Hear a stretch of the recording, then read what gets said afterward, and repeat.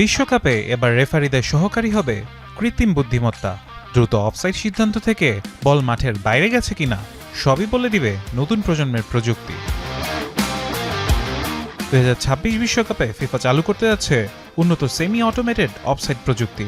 নতুন এই ব্যবস্থায় কোনো খেলোয়াড় 10 সেন্টিমিটারের বেশি অফসাইডে থাকলেই সহকারী রেফারির কানে পৌঁছে যাবে তাৎক্ষণিক অডিও সতর্কবার্তা। ফলে আগের মতো খেলা চলতে দেওয়ার জন্য দীর্ঘ সময় আর অপেক্ষা করতে হবে না।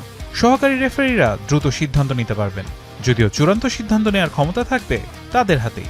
এই পরিবর্তনের পেছনে রয়েছে নিরাপত্তার বিষয়টিও।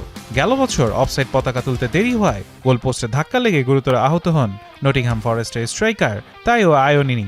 এমন ঝুঁকি কমাতেই দ্রুত সিদ্ধান্তের দিকে যাচ্ছে ফিফা। শুধু অফসাইড নয়, বিশ্বকাপে ব্যবহার হবে এআই নির্ভর 3D প্রযুক্তিও।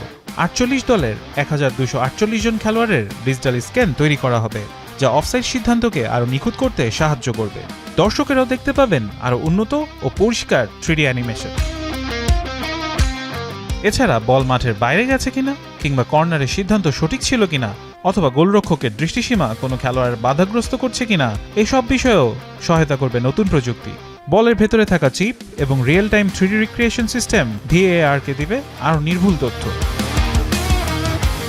ফুটবলকে আরও দ্রুত, স্বচ্ছ এবং নির্ভুল করতে প্রযুক্তির উপর বড় বাজি ধরেছে ফিফা। দেখার বিষয় 2026 বিশ্বকাপে এই নতুন প্রযুক্তি বিতর্ক কমাতে পারে নাকি জন্ম দেয় নতুন কোনো আলোচনা।